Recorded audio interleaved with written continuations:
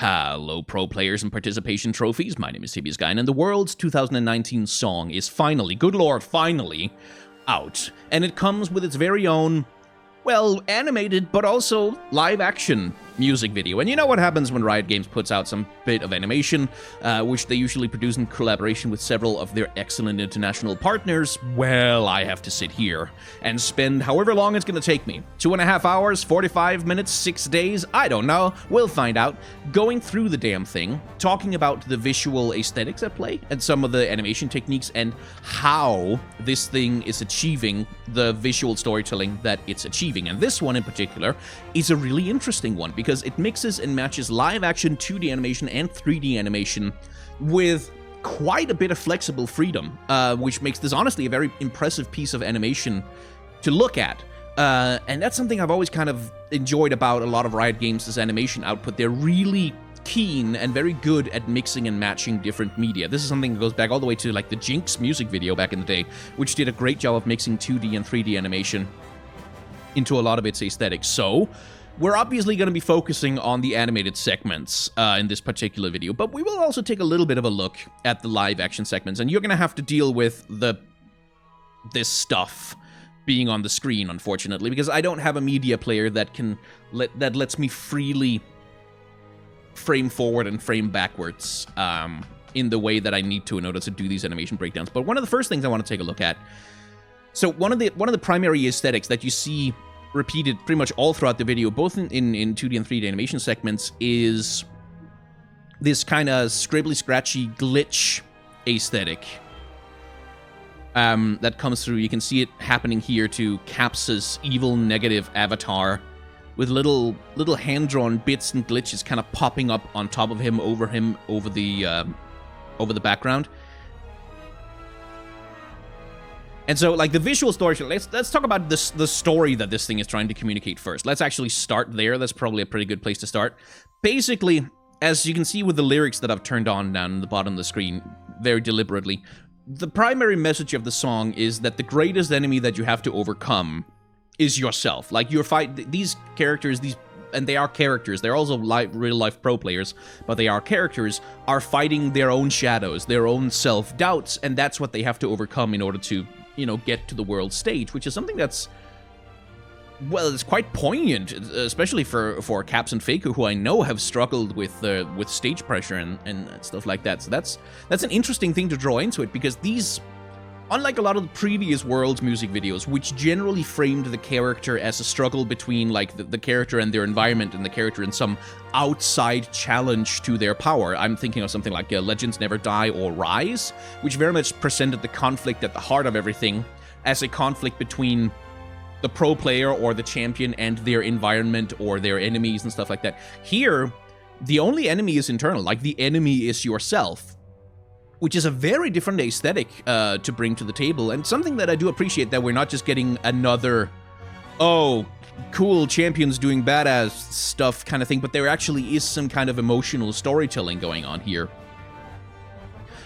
Which also ties in much more directly to the narratives of these pro players in real life, which is, again, something like we had pro players represent, like Caps, Perks and Faker and Ambition in the Rise music video from last year. They were obviously there as 3D characters, but they're much more directly involved in this music video. It's a different aesthetic, like, it's a different approach, and I really do appreciate that they're trying to do something different to what they have done in previous years. So anyway, the glitch effects. Let's talk about the glitch effects, and let me put this thing back down to half speed so that it's a little easier to catch them. And good lord, there's so much to talk about with this 2D, 3D animation mixing, but I need some of the real-life segments right now. Let's see, there was a really good shot. Yeah, here.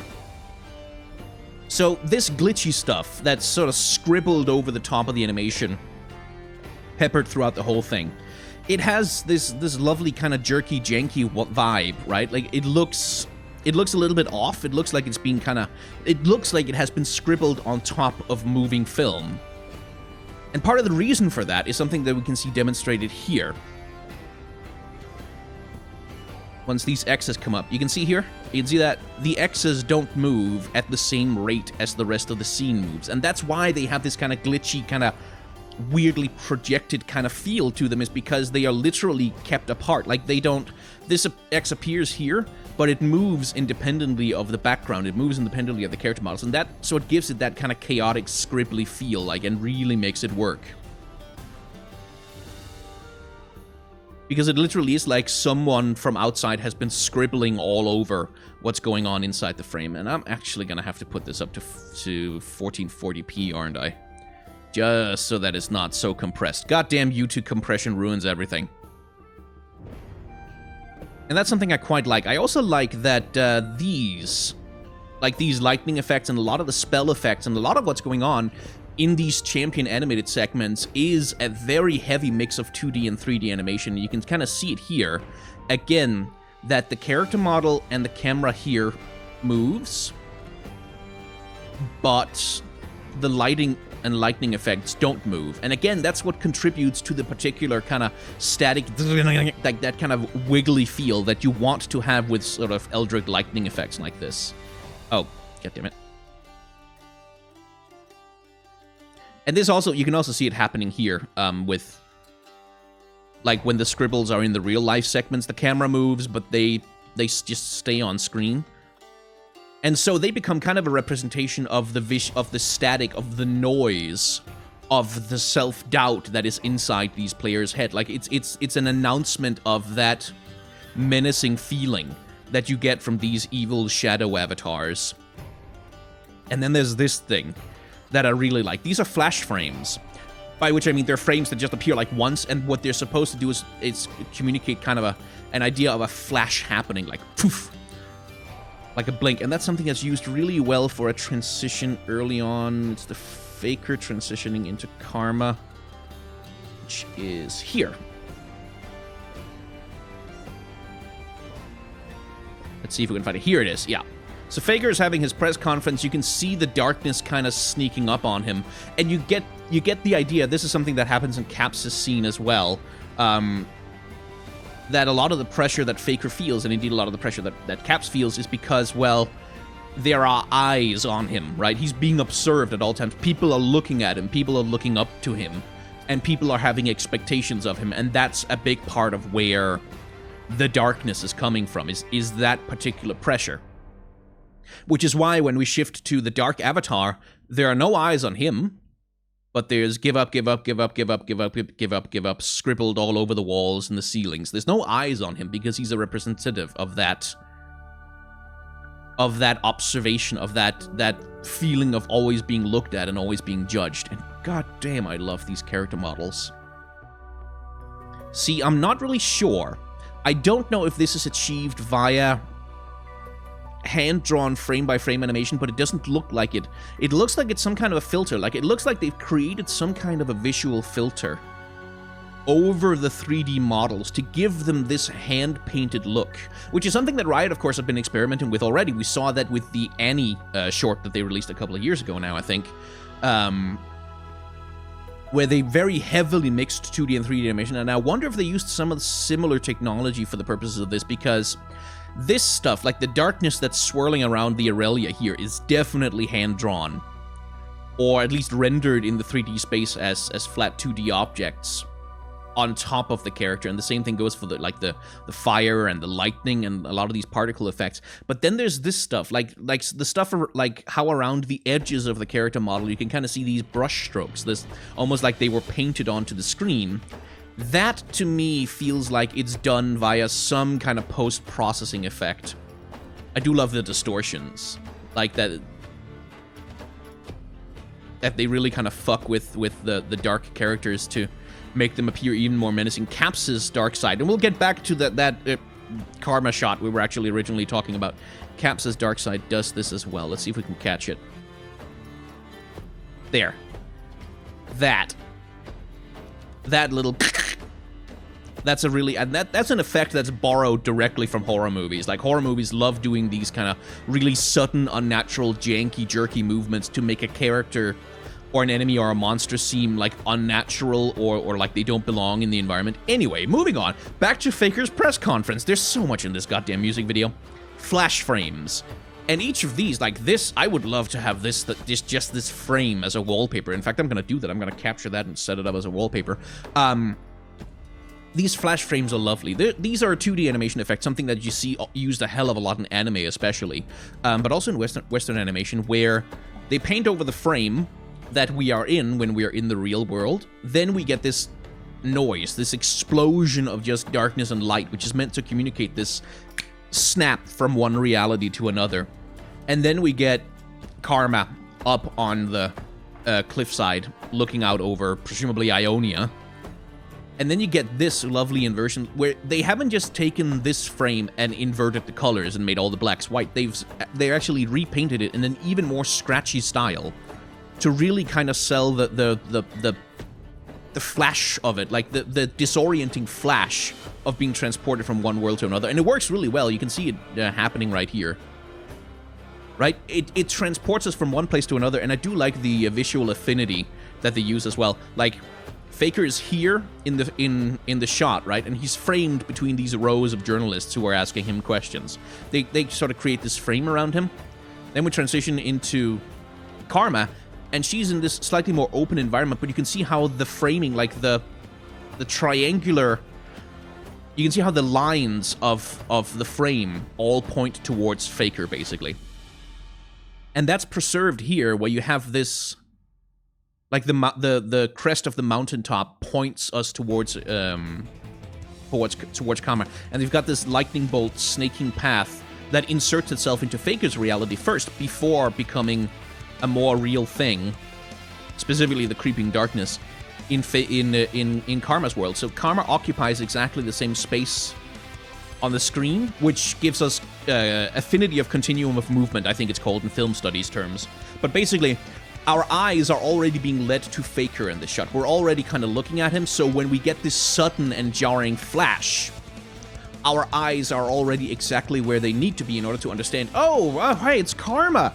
Imagine if Karma had been placed over here in the frame, for example. So you're looking here, and then you get this disorienting mess, and then you're here like, what the way? Wow, what, oh, Karma's down there. You're confused for a time. And that makes it really hard to do quick and rapid editing and cutting, which is what this music video needs, because it's only got 3 minutes and 27 seconds to get through everything.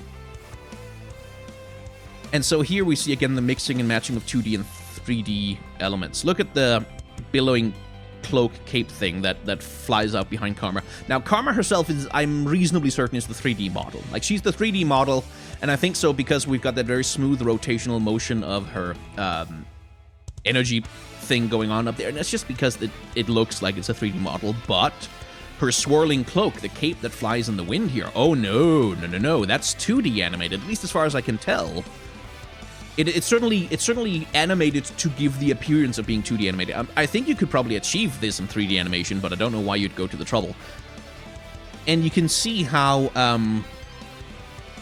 the environment, again, much like we talked about with these little glitches that appear on top of everything, again, the camera moves at a different frame rate, or rather, on a different timing, is what I should say, than the cloak itself. The cloak is animated on 2s, which means one frame, click, 1, 2, click, 1, 2, click, 1, 2, click. And animating on 2s is basically, it basically gives it that slightly more janky look that you associate with 2D animation, whereas, of course, a 3D camera moves at 30 or 60 frames per second, or any frame rate that you want, so long as you give it enough render time. So that's lovely. Here's where I'm beginning to wonder about the exact mix between 2D and 3D, though. Look at Karma's hair. Again, like we talked about, there's this filtering effect that I think they've applied to the 3D model that gives it this hand-painted look, and like especially you see that contrast between the soft roundedness of her face and the lighting on that, and then the relative flatness of her hair. That makes me think that the hair is hand-animated, because that's something they've done before in the Legends Never Die music video from, what, 2017? The hair on the 3D animated characters was 2D animated. So that's a technique that's been used before in these videos, also with the same vocalist, actually, on the same song. But I actually think, and I can't be 100% sure of this, but I think because the hair is moving on 1s, Like, you can see the hair moves smoothly on every frame. The hair is 3D animated, but they've just applied that particular visual filter to it that gives it that little bit of a boil. That's what it's called when things like kind of oscillate on screen. That's called an animation boil, and you get a little bit of that feeling of a boil from that filtering effect. And you can see that that's very different from how you can kind of see how the effect works a little bit. If you look here right next to Karma's face, you can see these artifacts. When I looked at this in 1080p, I thought they were compression artifacts, but since they're still there in 1440, this seems to be the filter doing its job, and it's creating that little bit of a chaos, that little bit of a boil around Karma and messing with the texture of the scene and the environment. Yeah, I'm curious. Like, I'm really trying to discern whether they hand-animated parts of her hair or whether it's all done with 3D, but looking at the way this particular little strand of hair moves, I think it might just be full 3D and I'm being fooled by the aesthetic. I do like the detail of the darkness kind of creeping up her thing here. And here you can see, I think this stuff is... like, here it's 3D animated. But then here, this stuff, when this starts to happen, it shifts to 2D animation. You can see it here because it doesn't move on the 1 anymore. It moves on 2s. And so they're hand painting, I think. Yeah, I think there's still some 3D, but you can see here how the darkness shifts relative to the 3D model because it doesn't follow it exactly.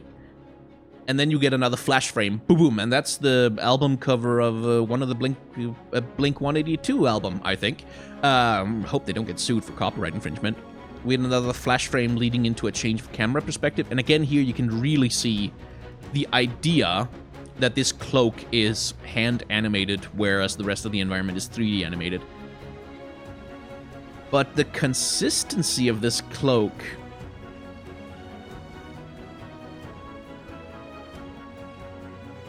So I could be wrong here, but I think actually... the cloak is 2D, like it's 2D animated, I'm reasonably sure about that, but I think what they've actually done in compositing this shot is attach the cloak directly to the 3D environment so that it's like it's a 2D static image in the 3D rendering that is then moving inside the camera. That's an interesting way to do that. I don't think it's painted on top of 3D footage. I think it's rendered alongside the 3D scene. At least it kind of feels that way. Anyway, lovely little bit of fire animation on her circling whatever, so karma or yin-yang thing around her back. As it dissipates and kind of becomes chaotic, because of course there's also chaos inside her, chaos in her soul, which she realizes. And again, that hair, I'm still trying to catch if they've done any 2D animation on top of it, and I don't think they have. But they've got lots of 2D animation here. All these effects, all of that stuff. And definitely this bit of the cloak is 2D animated as well. And it works so well. Like, look at the way they've animated the cloak here in this shot, right? In the shot where we're panning down to her here, you can see it's got all this lighting effects and there's shadows on it and shading, and it looks so nice and rendered. But then we get to this shot right here, and it's only a color smear. Like, it's just a flat panel of color bulging around behind her, and it works so well with the aesthetic. And that filter is really doing work, man. Look at this. Still a 3D model, but whatever filter they're using to... Did they rotoscope this? See, that's the other option. That's the thing that I don't think I'm going to be able to differentiate is... Some of these shots may have been rotoscoped. That is, they animated them in 3D, and then they hand animated on top of them specifically. That might be part of how some of this was achieved. And you can see the billowing smoke in the foreground being moving on twos as well, like animation does. And interestingly, even more interestingly, timing is so crucial when it comes to hand-drawn animation. So take a look at this, right? So we have the smoke moves, one, boom, and then it stays still, and then it moves, and then the rocks in the background move, but then the rocks in the background move when the smoke doesn't move, and then the smoke moves. And they move on different timings. You can see it here as well, that this little bit pops up here while the smoke is still static. And those differences in timing, exactly when something moves relative to something else, is a huge part of the movement feel of the whole scene. If everything moved on ones, if everything moved on the same frames, it wouldn't have the same aesthetic. Like, it wouldn't have this hand-painted, hand-drawn aesthetic. It would look much, much, much more 3D animated, ultimately. And they want the mixed media look. Like, they're not trying to mimic 3D animation with the 2D bits. They're really trying to make the 2D bits stand out as 2D bits, because that's the aesthetic they're going for. And look how well it works, especially on the spell effects here. Look at this. Look at that. That's just gorgeous. Or rather, it's really sloppy and scribbly, and it doesn't actually look that good, but that's what makes it work, is that it is intentionally done with this very sloppy, scribbly painter style that contrasts with the 3D perfection of the rest of the character model, and then they do flash frames like this, which again, this would make for a brilliant wallpaper, frankly. And that's one of the powers, I think, of integrating 2D and 3D animation like this, is that you get these freeze frames that really just could work as wallpapers all on their own. Let me have a look at this. That's a good transition. Like, that's a lovely little camera cut. Like, we zoom in on fake Dark Karma, zoom in, zoom in, zoom in. We get caught in the spell effect, woof. And then we get, like, a few frames. We get 1, 2, 3, 4, 3 or 4 frames to orient ourselves in this new shot as we see power begin to spark around them. Karma activates her shield. Evil Karma is about to throw her Q. And I believe there's glow effects going on. Like, they're adding glow effects on top of it. But yeah, all of this spell animation is hand-drawn, which I'm very happy about. And again, look at this. Look at how sloppy this is, intentionally. It's part of the aesthetic. It's just like, I just scribble with some black on top of that. Like, it really is just scribbles, and you get this kind of sketchbook sort of feel to it that, for my money, just really works. And then this, again, this is a filter over a 3D model, I'm reasonably sure. But here, all of a sudden, we're doing screen tones. And screen tones are a thing that's usually done in printing, in comics, where screen tones were used. You can see how it's alternating between black and white, and you get those, especially in graphic novels and stuff like that, which were invented originally basically as a way to save on ink, and in order to create gradients in black and white in a manner that could be handled by mechanical presses. But here it's being used in a very different way to provide a certain comic book aesthetic to this one shot, which is only on screen for what? 1, 2, 3, 4, 5, 6, 7, 8, 9... 8 frames of that particular aesthetic we get before we shift into this painted aesthetic, which again jumps right back into that super scribbly, really rough-edged, painterly style that they've got going on. Oh, that's good. And yeah, this is 3D, and again, that filter is either really good or they're definitely painting on top of it. I'm bothered by this hair because it moves like it's 3D, but I have never seen a filter that could really do that to the outlines of a 3D model, so well done. And see here you can see, especially, as this inky blackness washes over her, again, this is moving at a different frame rate than Karma herself. Animated on 2s again. So 1, 2, 1, 2, 1, 2. And here it's animated on 1s, actually. Yeah. Nice. Which is good for fast movement like that. And you can see, oh, squash and stretch. Really good squash and stretch. We get this elongated, stretched out hand that really reaches into the frame as she falls backwards and gathers her power. And then we get this, another flash frame to really sell the power of the hit. And anime speed lines, or focus lines, they're actually called. To make sure, even though, like, there's affinity of continuum of movement, like, Karma is here the whole time she's here in the frame. So your eyes never leave her position, which is why you can do all this smoke effect and all this stuff over the top of it. And by the way, speaking of the smoke effect, have a look at this.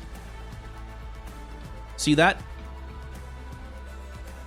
See how the timing between when animated Karma moves and the smoke moves is just a little bit offset, so that you get this disjointed feeling between them, which does a lot to sell the chaos of the smoke being really, like, really flying around doing everything. So, this is a 25-minute video, and we're less than a minute into the goddamn thing. Yeah, this is going to be a long one, folks. Well, I'll probably run out of things to say eventually. And just more excellent hand-drawn animation. Let's just appreciate this together. The artistry at display here. And the confidence. Like, you have to have confidence to go with an aesthetic like this, because that's the kind of aesthetic that's... It's either going to wow nerds like me, or people are going to be turned off by it because they look at this scribbly sort of... This sloppy aesthetic and confuse it for actual sloppiness and go, wait, you clearly haven't finished this. This all looks like a scribbly mess. This looks lazy, but it's not lazy. It's a very intentional set of choices. And by the way, this is something I didn't even talk about at all. This scribbly aesthetic that they're using for all of the effects in the 3D animated champion fight scenes, that's part of maintaining a continuum of aesthetic between these segments and the live animated segments. Like, because the live action segments rely much more heavily on those little flashy scribble effects, right?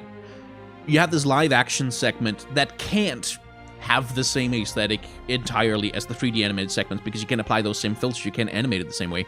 So they rely on this same kind of brushwork, scribbly, kind of sloppy visual effect to maintain a continuum of aesthetic style between the animated world and the air quotes real world.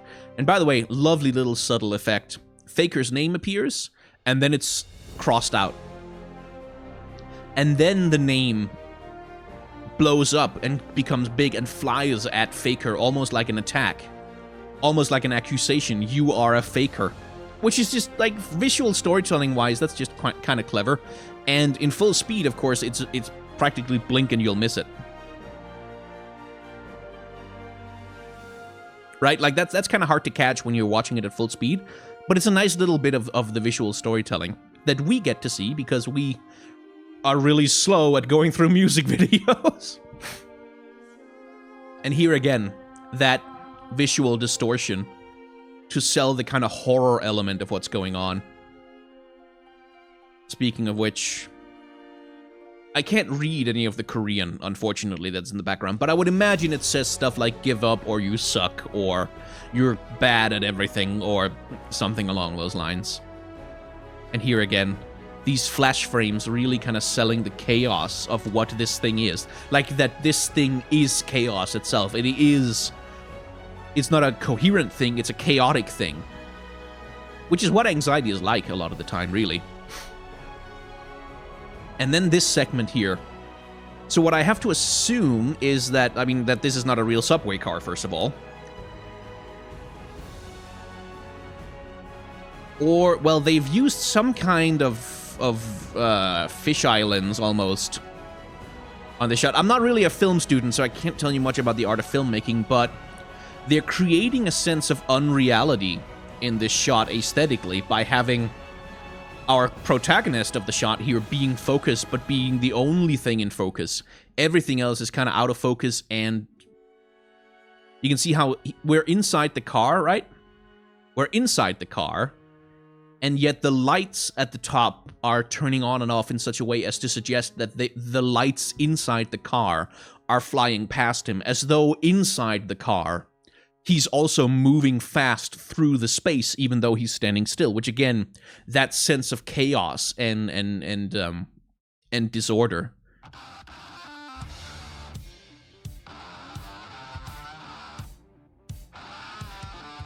I like this little flash frame. Again, in full motion, it's really blink and you'll miss it.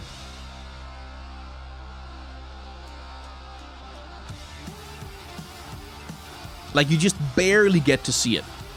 But there is that moment of the Anxiety transforming into the champion, who I presume is his main or his most favored.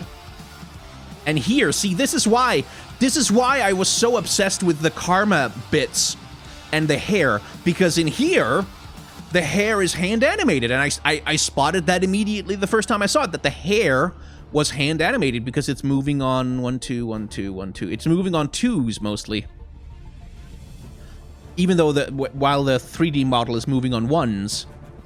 And that's why I was like, oh, they must have done something with Karma's hair. Like, they must have, but no, they fooled me. They just did it with Aurelia's hair. They're basically, Aurelia's hair is being treated the same way as Karma's coat. That little coat tail that kind of flies around with her. And that's a clever little shot. Like, we get Caps himself, and then we use the movement of the turning chair to go from dominant green in the frame to dominant red. And then we transform into his alter ego. So we get this visual color contrast between green standing in for Caps himself and red standing in for the anxiety and the fear. And again, with the hand-painted effects frames over the top of it. And then Skull, symbol of death. Vanitas symbol as well, something that's used traditionally in art history as a symbol of mortality. A symbol, like, not just mortality, but also finity? Not infinity, but finity, finiteness. That you are time-limited. That not only that you're gonna die, but also that you're not gonna be on top forever. Like, old age will claim you, for example. And here, a lovely bit of effects animation where we get this chaotic brrr that then turns into this smear, that then turns into this scythe, again a symbol of death, that then does this animation swirl and smear and turns into Aurelia's blades. Just for a second, hovering over enemy Caps, Dark Caps, as we transition into the fight between Aurelia and Dark Aurelia. And again, there's a glow effect added on top of them, but these are all hand-painted effects frames also. And this is just pure anime. Like that, this is pure Super Son Goku transforming into Super Saiyan effects, where you get this, the flash frame, and then you get this thing, where you have the character, but all the light is coming from beneath them, as though the power is welling up from below. So you get these hard light edges around the edges of the character model, and then, boom, power explosion, but still it's coming from below, so you can see all the upper contours of the character model are being blown out by the power streaming from below. And then back into the real world where Aurelia truly has gone Super Saiyan. And then transition from, you can actually, oh, that's actually nicely done. 3D model, little bit of scribble on top of 3D model, boom, full transition into 2D animation. And God, this frame is good. And then back out to 3D model with a little bit of the 2D scribbling remaining behind. And then an animation smear, like just a smear of black and teal to sell the movement of her hands. And then we see the evil red power dark orb, whatever, flying at Karma. Is that because I misidentified? Yeah, it's not Aurelia, it's Karma. I've done this before. Like, I've done a couple of other takes of this video where I managed to confuse Aurelia for Karma, because I'm dumb. It's because the goddamn Aurelia has the blades flying behind her, hovering behind her, and Karma has these things hovering behind her, and I just don't think before I speak sometimes.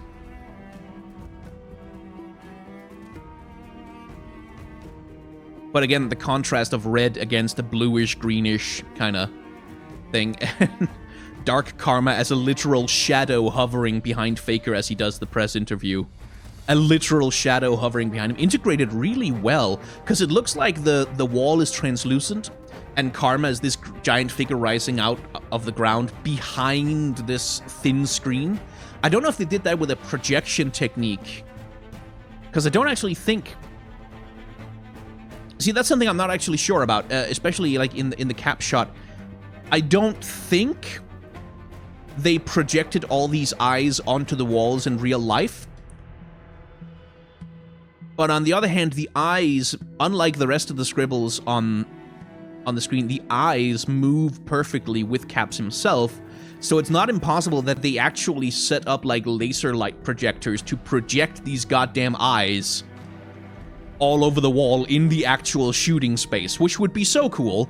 And it's not impossible, therefore, that this is a thin screen, and that when we get that shot of evil karma rising up behind Faker, that's actually being projected in real time while they're filming. The same thing with the words that are written on the wall. Who knows what they say? Koreans know. I don't, because I don't speak a word of Korean, because I am a failure as an intellectual. It's possible. I'm hesitant to say that they necessarily did, because this could be achieved with 3D compositing. But it would be fucking cool if they did. Anyway, back to the train car, which again clearly was not in motion when they filmed this. See, look at that. It's the outline of Lysandra. Very roughly scribbled, but still like the ice coming up from below, the big silly hat projected onto the person, and then with dead eyes, like defeat eyes, basically. Blah, I am dead, I have been vanquished. And it's all blink and you'll miss it is so much a part of this. And then you get here, you see that? 2 doppelgangers. Both of them Lysandras with dead eyes. Doing a Pac-Man thing, actually. Look at that. Waka waka waka waka waka waka waka. That's lovely. And then we live in a society. We live in a society. Like this is a little bit Hot Topic edgelord. But it works, like, again, because it's kind of supposed to look like the aesthetic kind of calls back to this idea of, like, these are their deepest, darkest fears, right? Their internal, self-reflective fears. So it's the kind of thing that you might write down in a diary and scribble next to because you're distracted. It's the kind of thing that you might scribble simple little drawings like this next to. And that's kind of what the aesthetic is calling back to, and it works really well. And then there's some goddamn excellent compositing. I can't help but wonder. No, they didn't. Okay. For a second, I thought, did they craft like a prosthetic dark skin thing and just like have Caps wear it for the shot? But no, you can see here down in the corner, it's actually creeping up on his skin. So it is 3D animated. It's just really well composited over the live action footage. And then this, again, talk about shots that could be wallpapers, right? Lovely juxtaposition of the red, which again, we've established, red is the dark side, it's the evil, it's the anxiety, contraposed with the hard black of Irelia falling through the space, and then that slight little light of greenish teal that represents the players themselves, sort of barely managing to hold on. But this is also the moment of transformation, like this is the moment of overcoming. So we have Irelia at her lowest moment, defeated, falling down, barely managing to keep her light alive, but then, boom, a surge, and all of a sudden the red is being crowded out of the space. It's being taken over by the teal and the green, that, like, the color that represents confidence and the ability to overcome. And again, a lovely little flash frame. And by the way, here's something going on in this flash frame. Chromatic aberration. I think that's what it's called. Again, that's a film term, and I'm not really a film guy. But you can see how the blue and the red is slightly offset from the white. And that's an effect that you usually see on VHS tapes, for example, and old media like that, that's being used there just for a second to kind of sell this flash frame. And here, again, the green completely taking over the scene, and the same thing here. Faker's scenes doesn't have that explicit red-green color coding in the same way.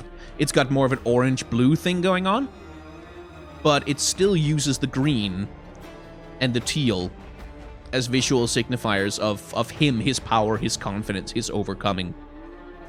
Again, a lovely flash frame, and again with the chromatic aberration effect. I don't think the chromatic aberration effect was on the flash frames in the earlier parts of the video, which is interesting.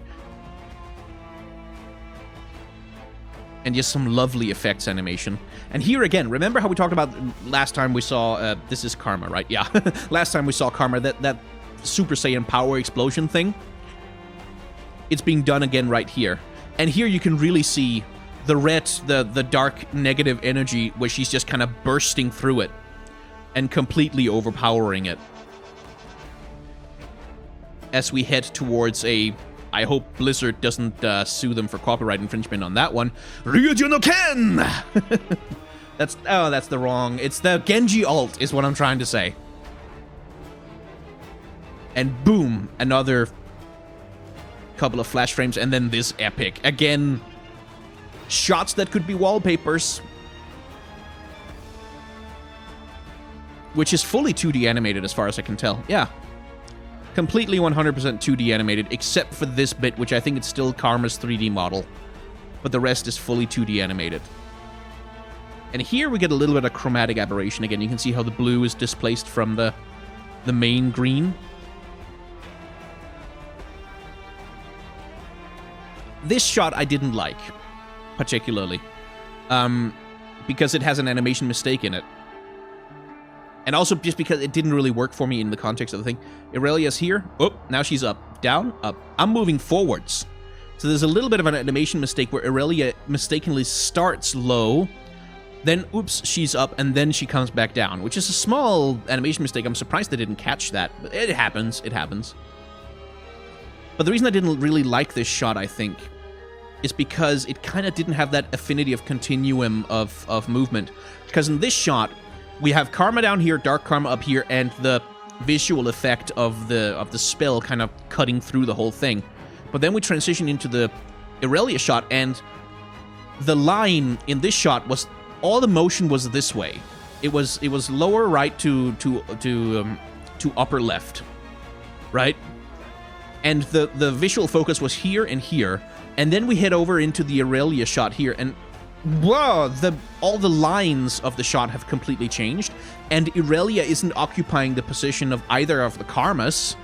She's just occupying this random position in the middle of the screen and swings through the lower half of the frame into this extreme perspective shot that then kind of pans over. And when I saw this shot in full motion, I didn't really get my bearings on what the hell was going on, what was happening, until the following shot when Irelia lands on the platform. And we can see it here in full motion. Right? I didn't really... oh, it's Irelia who's swinging on a... what the hell is that thing? Is that a bridge? Or is that... oh, it's a flag of some kind, or a tapestry, or a drapery, or something. And here is where I finally understood what was happening in the scene, which is a little bit of a bother, because the rest of the scene was so well... like, the rest of the short is so well directed. Like, it has this great continuum of movement between the shots. That just works really well.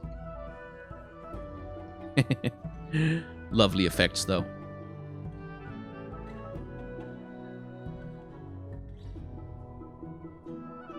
And again, Irelia's hair is 2D animated, partially. Some of her hair is 3D, but these strands here, I'm reasonably convinced are 2D animated. Yeah, they are. See? You can see how the light from her tiara kind of accidentally overlaps the black strand of hair once.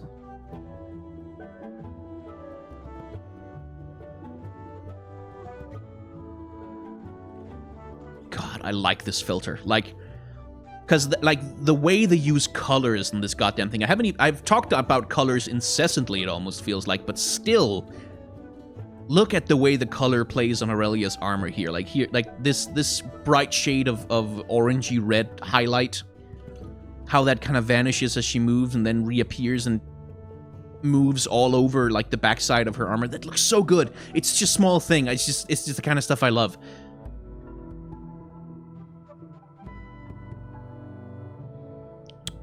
You should have minded your positioning, evil Irelia.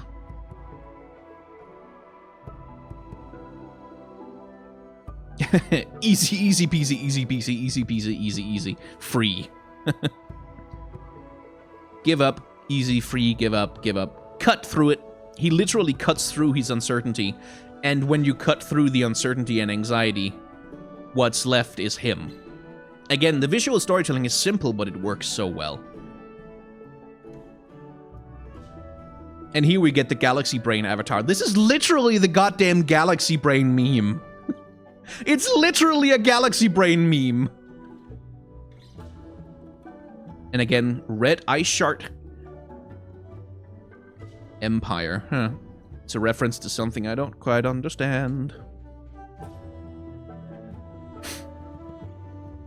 And again, lovely 2D animated effects. And then we transition from real life to a 3D animated model of Lissandra's hand. And this shot again, I love this shot. Like, I love this little illustration because absent the context, this is just a random mess of scribbles. It looks like nothing. You can barely make out the idea that maybe there's a hand in there. But what's that? Is that a tree? What's going on here?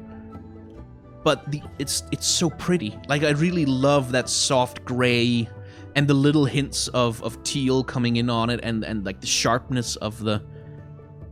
Well, I think it's interesting. Leave me alone. This is my video.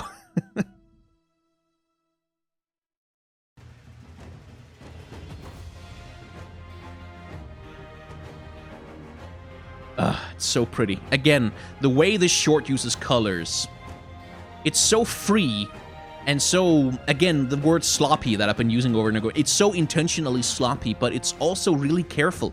Like, it really manages those colors carefully. And it doesn't just fuck around, like, there's intentionality behind them.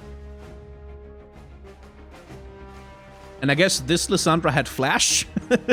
Somehow. Poof! Apparently you can get out of crowd control with flash now. Didn't know that.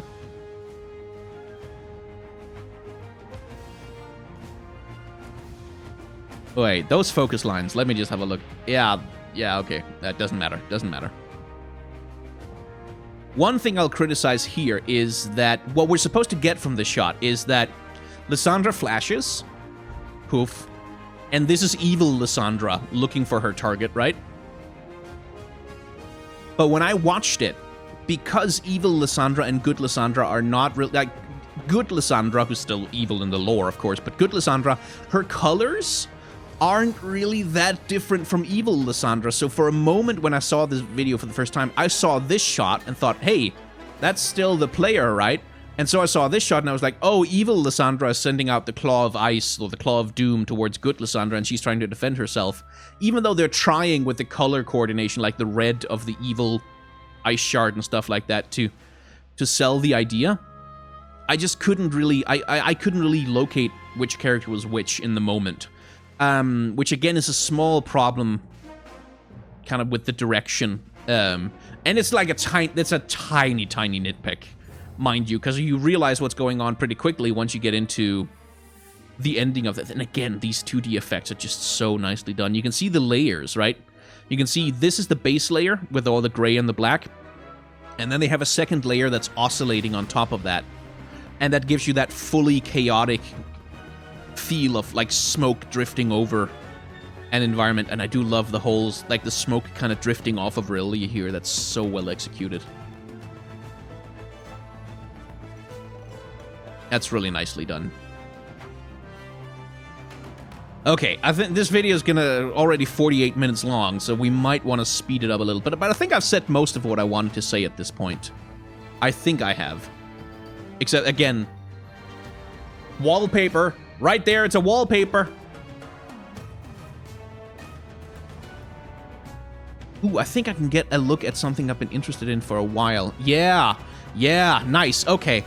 Remember how I talked about that they have this goddamn filter that was confusing me about the hair and that gives the 3D models their painterly look? I think we can see the filter in action here. You can see those little boils that happen around the edges of the character model and on the detail and fine detail in the character. Either this is a really nicely done filter, or they've been individually rotoscope painting over every single goddamn frame. And if they've been rotoscope painting all of this over every single goddamn frame, then they are maniacs. Maniacs and lunatics, the lot of them, because that's an insane way to produce an animated short like this.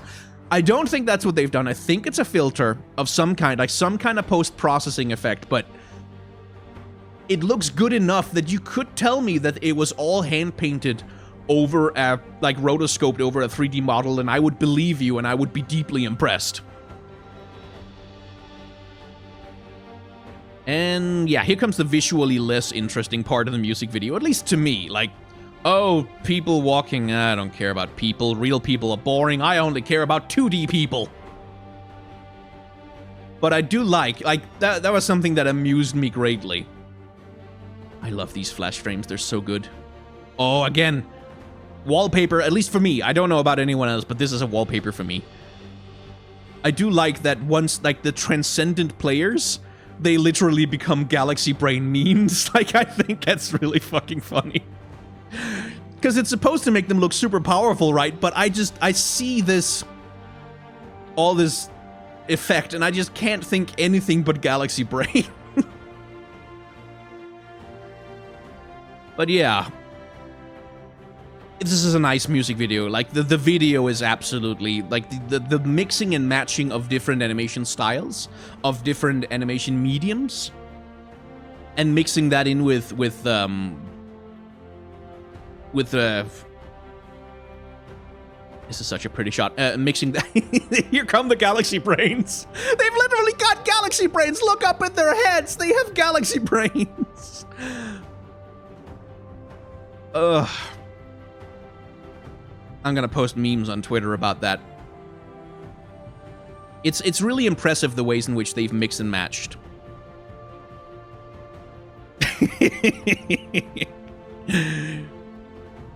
And that's, yeah, once again, like, Riot Games have a knack for finding good partners for creating animated shorts for their shit.